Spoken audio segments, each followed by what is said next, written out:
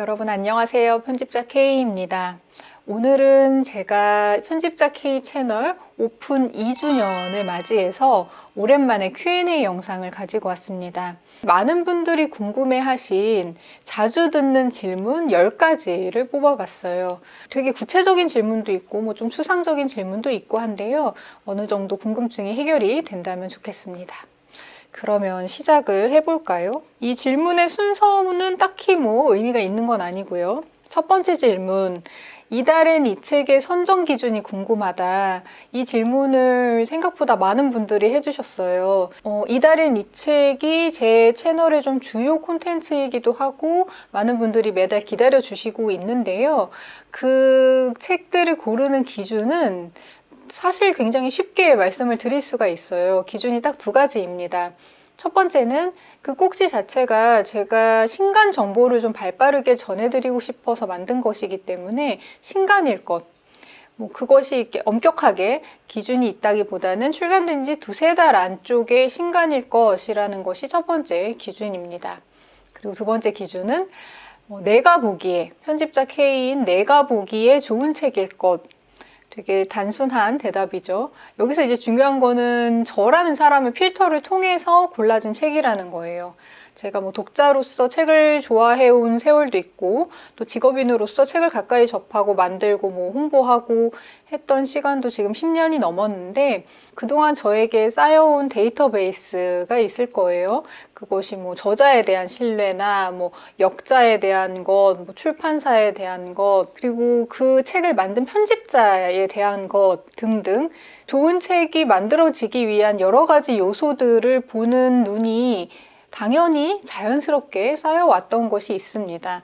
그렇기 때문에 그런 저라는 필터를 통해서 한번 좀 걸러진다는 느낌을 드리고 싶었고, 그리고 저의 구독자분들께서 그런 저의 안목이나 제가 고른 저의 취향에 대해서 신뢰를 해주실 거다라는 전제가 있습니다. 그런 전제와 저의 취향, 안목 등등이 합쳐져서 저라는 필터를 통해서 골라진 좋은 책, 이 2번째 기준이 될 것 같아요.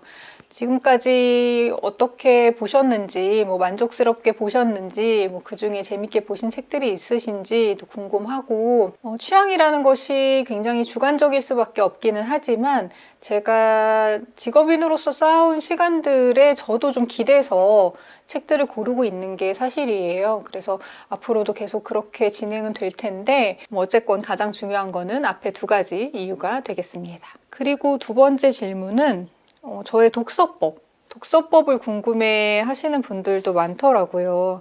제가 이전 어떤 영상에서도 살짝 말씀드리기는 했는데 유튜브를 시작하기 전과 후로 저의 독서법이 굉장히 많이 바뀌었습니다.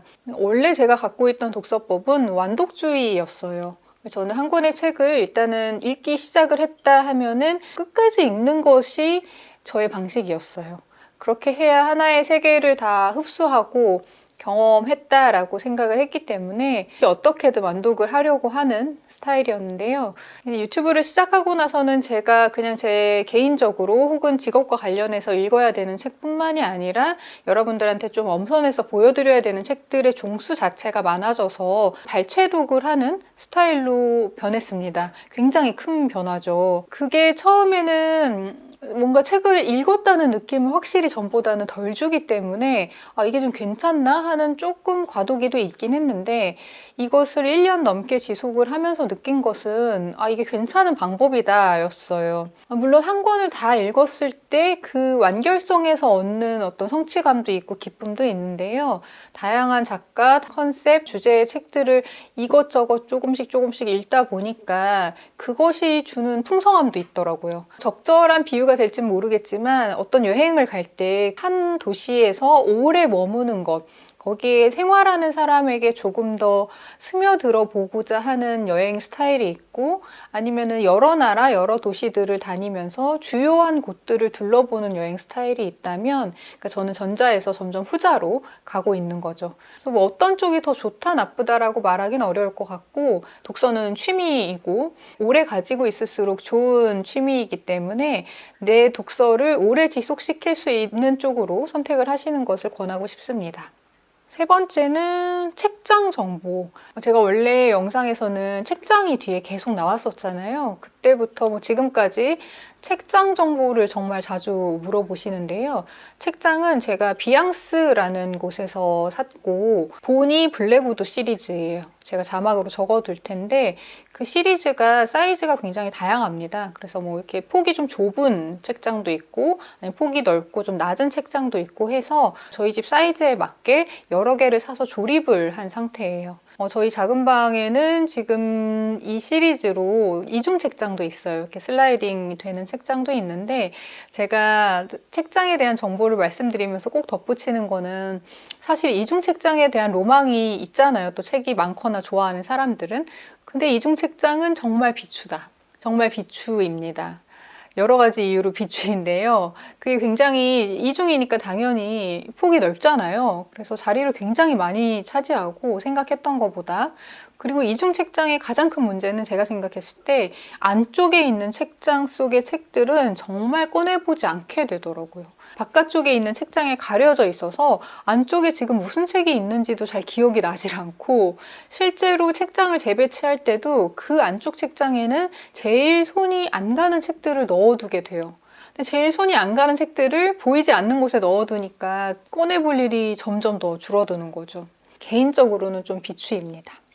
4번, 유튜브를 왜 시작했나요? 사실 뭐 크게 계획했던 것은 아닙니다. 제 초기 영상들부터 보신 분들은 아마 아실 텐데, 영상 편집은커녕 제가 컴퓨터 관련한 지식도 없고 아는 게 아무것도 없어요. 근데 다만 저는 오래전부터 좀 강박적일 정도로 기록을 남기는 걸 좋아했었어요.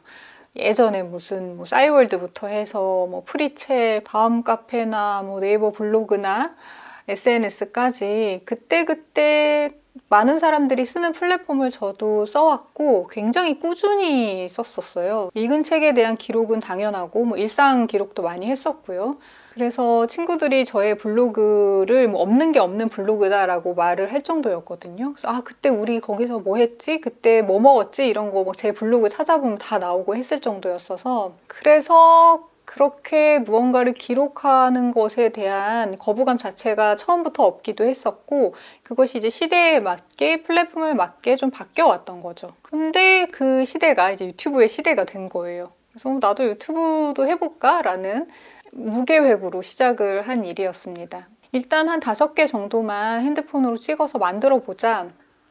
그렇게 겁없이 시작을 했던 게 여기까지 왔습니다. 5번째는 고양이들과의 첫 만남이 궁금해요. 어떻게 고양이랑 같이 살게 되었나요? 하는 질문인데요.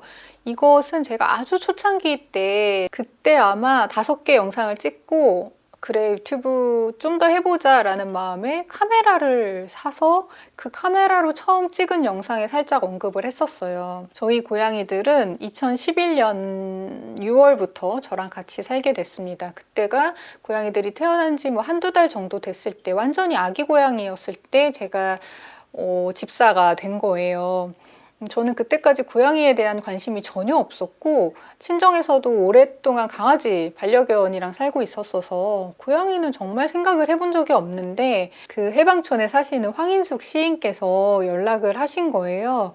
길고양이가 새끼들을 낳았는데 좀 거두어 줄 수 있는지, 또 황인숙 시인이 길고양이를 오래오래 밥도 주고 챙기고 하시고 계셨으니까 그런 이제 연락을 받은 거예요.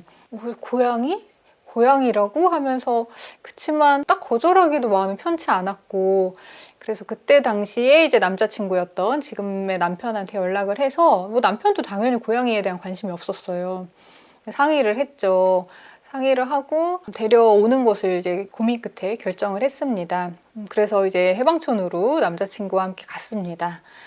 그게 6월 11일이었어요. 제 생일 전날이라서 기억을 하는데 굉장히 더운 날이었고, 그래서 갔는데 턱시도 고양이 셋과 고등어 고양이가 이제 하나가 있었어요. 근데 이제 황인숙 시인께서 턱시도 남자애 둘을 데리고 가는 게 제가 이제 처음이고 하니까 좋을 것 같다라고 조언을 해주셨거든요. 턱시도 고양이들을 보는데 뭐 저한테 고양이들은 사실 다 비슷하게 생겼었어요. 왜소한 고양이 하나가 이렇게 쭈그러져 있는 거예요. 그래서 그 고양이한테 좀 마음이 가더라고요.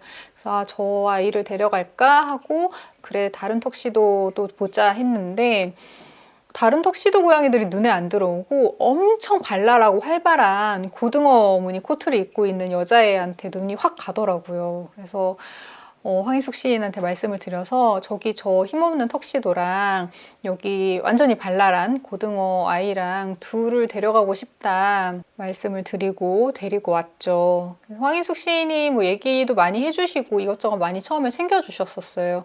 그리고 제 이제 절친인 이지수 번역가가 고양이를 오래 반려하고 있었기 때문에 뭐 화장실도 주고 모래도 주고 좀 도와줬었죠.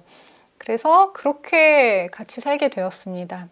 이름은 강이랑 비인데 이름을 이제 남편이랑 남자친구랑 저랑 각각 하나씩 짓기로 했어요. 그래서 남자친구였던 지금의 남편이 비 이름을 지었는데 너무 왜소하고 겁도 많고 너무 안 됐으니까 어떤 식으로도 좀 위대해져라 라는 의미의 개츠비라고 지었어요. 비의 본명은 개츠비입니다, 여러분. 그리고 저는 그 고등어 코트를 입고 있던 여자애의 이름을 지었는데 한강 작가님 이름을 따서 지은 거예요. 네, 여러분, 플레임이 의외의 이름이랍니다. 그래서 뭐 내리는 비, 뭐 흐르는 강이 아니라 사실은 각자 사연 있는 이름을 가지고 있는데 부르다 보니까 비랑 강으로 부르게 됐고 저희 지금은 이제 세상을 떠났지만 셋째도 있었어요. 그래서 셋째 고양이는 파도였습니다, 이름이.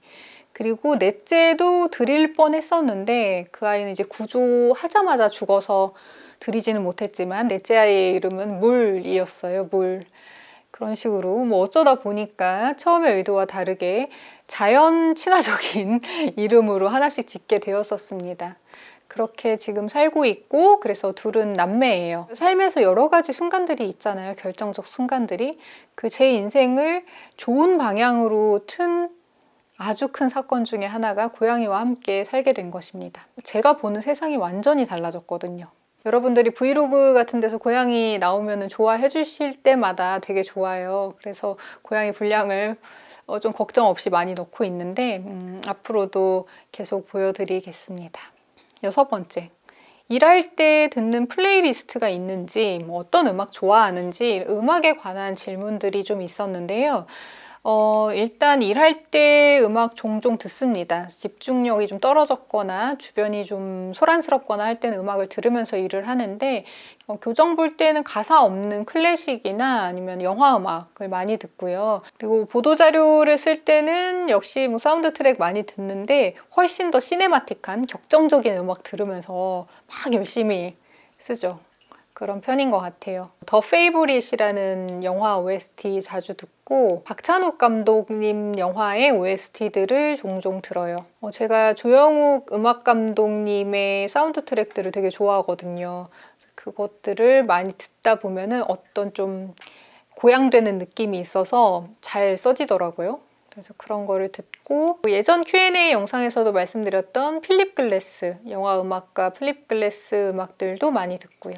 그 외에 제가 그냥 여가 시간에 듣는 음악들은 작년 마지막 브이로그에서 뭐 올해 앨범으로도 말씀드렸는데 오원더라는 그룹의 노래를 굉장히 좋아해요. 뭐 오래전부터 좋아했고 아주 꾸준히 좋아하고 있는 가수인데 그래서 저의 지금의 무드랑 가장 잘 어울리는 가수인 것 같아요. 그래서 제일 자주 듣는 노래도 그들의 노래이고요. 10대, 20대 초반까지는 저의 음악에 대한 취향이 굉장히 확고하고 제가 찾아서 듣고 하는 게 컸어요.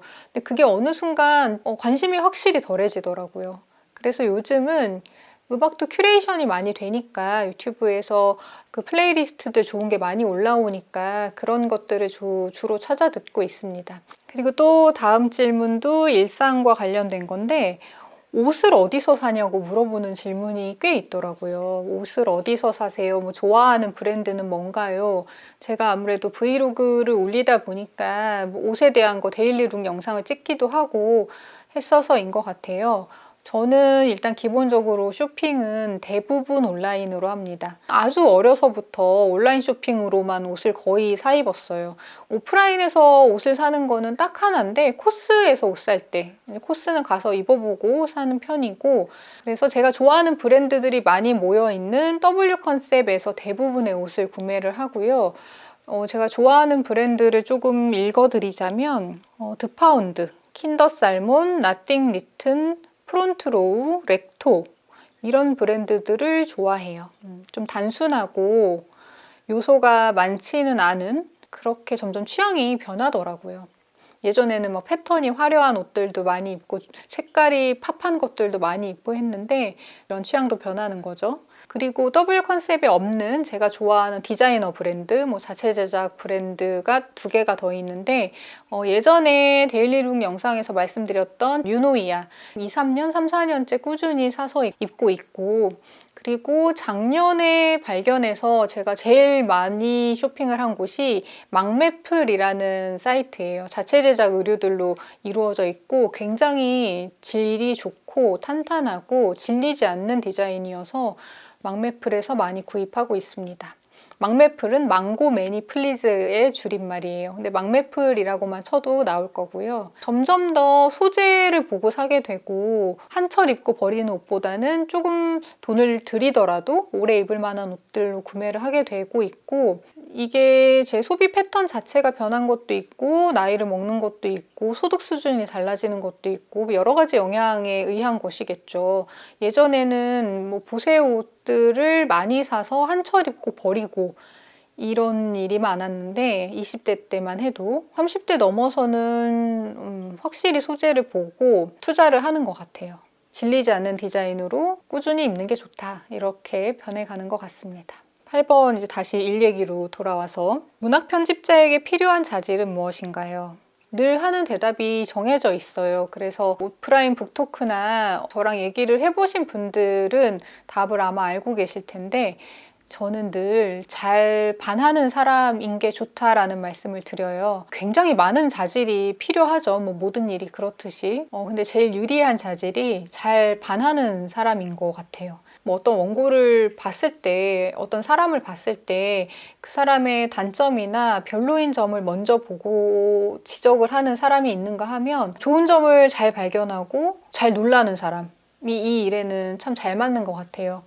그래서 어떤 컨텐츠를 가지고 기획을 하는 경우에도 그 컨텐츠를 가진 사람에게서 좋은 점을 잘 발견할수록 기획안이 훨씬 더 풍성해질 수밖에 없고, 그리고 어떤 원고를 봤을 때 그 원고의 좋은 점을 잘 발견을 해야 이 책의 빛나는 부분을 더 잘 보여줄 수 있을 만한, 그게 편집자의 일이니까 그 일 자체가 훨씬 더 편안해지고 더 잘 되고 그럴 수밖에 없는 것 같아요. 그래서 미흡한 점을 어떻게 좋은 쪽으로 바꿀 수 있을까 고민하고, 또 좋은 점을 어떻게 하면 더 잘 보여줄 수 있을까를 고민하는 게 많은 부분을 차지하는 일이기 때문에 그런 점이 굉장히 중요한 것 같습니다. 그리고 제가 그 정영수 작가랑 같이 북토크 했던 거 편집해서 올려드린 것에서 그 영수 씨가 말을 하기도 했던 거였는데, 문학에 대한 애정이 정말 필요한 것 같다라고 그때 했었거든요. 이제 그것도 어떤 면에서 일맥상통하는 것이기도 해요. 그러니까 이 일을 오래 하기 위해서는 어찌되었건 이 일에서 내가 갖는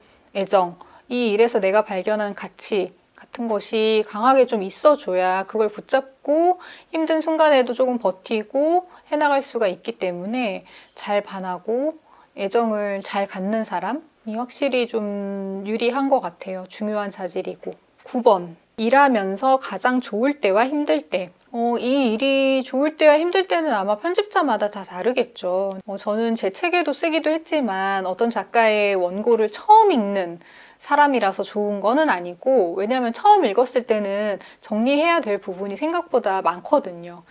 저는 처음 읽는 사람이라서 좋다기보다는 어떤 작가의 작품을 여러 번 읽는 사람인 게 되게 좋은 것 같아요. 이 일을 하면서 어찌됐건 한 작품을 최소 3-4번은 읽게 되는데, 그 반복해 읽으면서 느끼는 그때그때의 느낌들이 저를 되게 즐겁게 하고 행복하게 하는 것 같아요.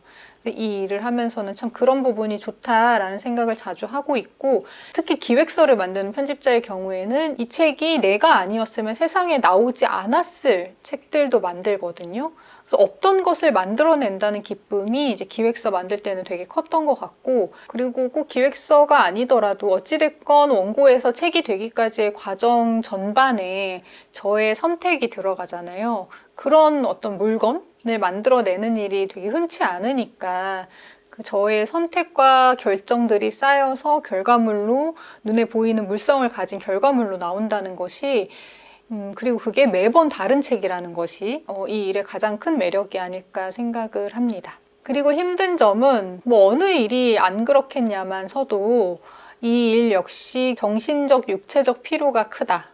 편집자는 어쨌건 판을 만들어서 그 판을 관장을 하는 사람이기 때문에 굉장히 많은 사람을 신경을 써야 된다는 게 진짜 힘든 일인 것 같아요.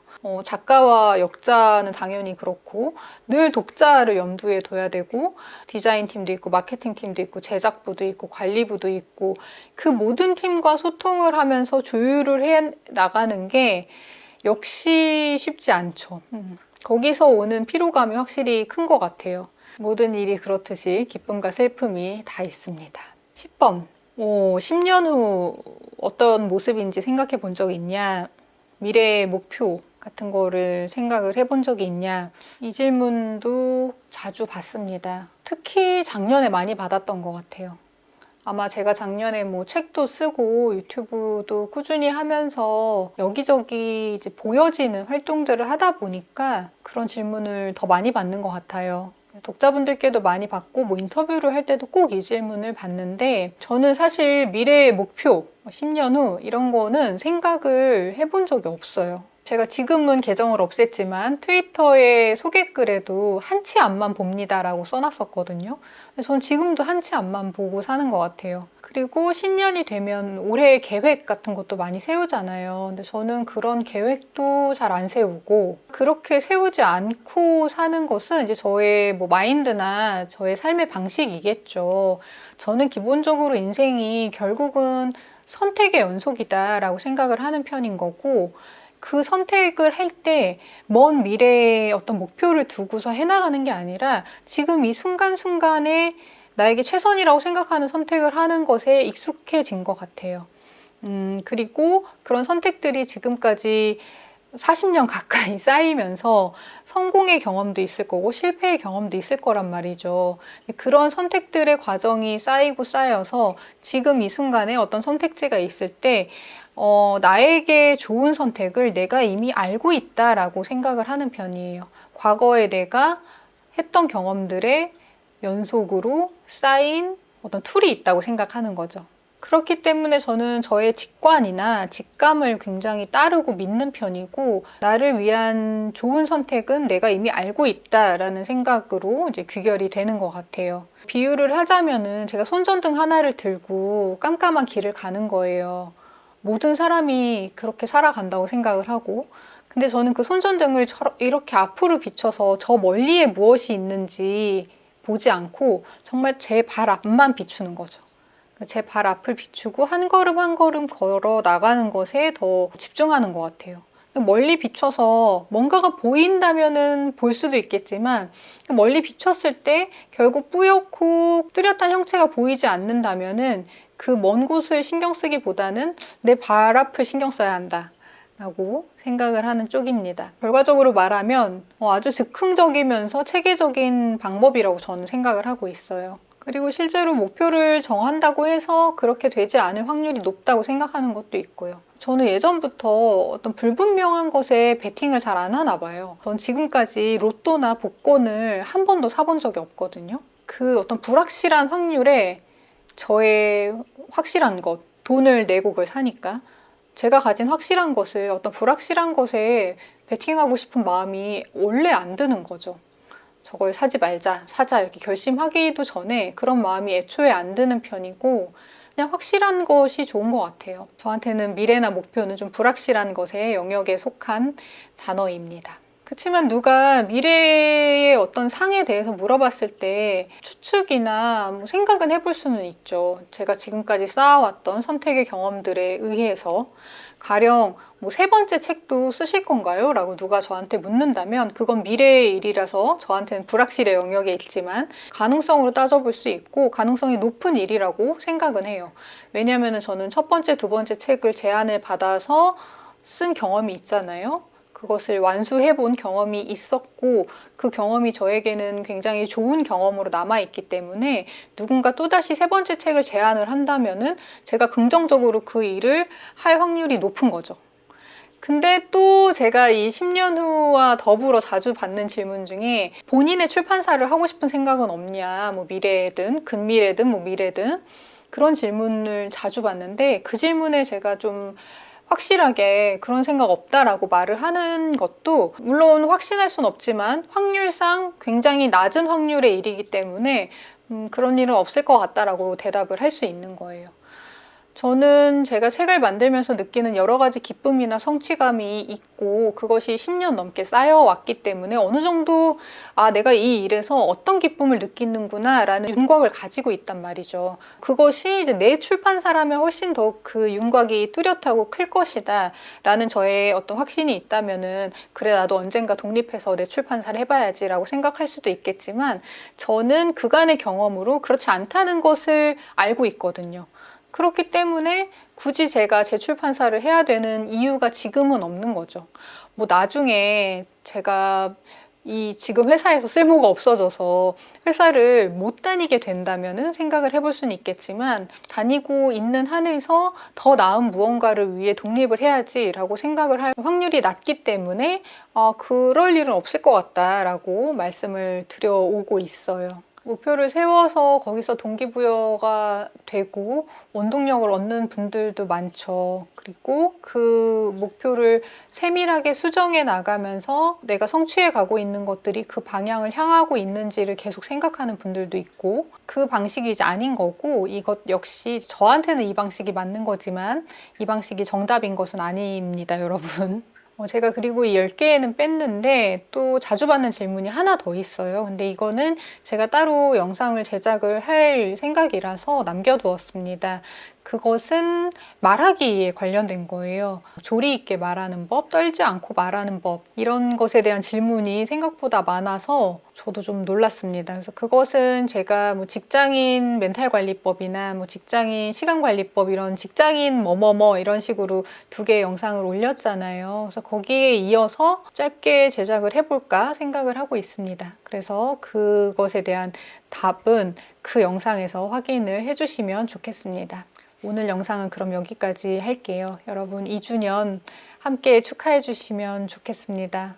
덕분에 여기까지 왔고 또 앞으로도 해나갈 수 있는 것 같아요. 감사드리고 그럼 저희는 다음 영상에서 다시 뵙겠습니다.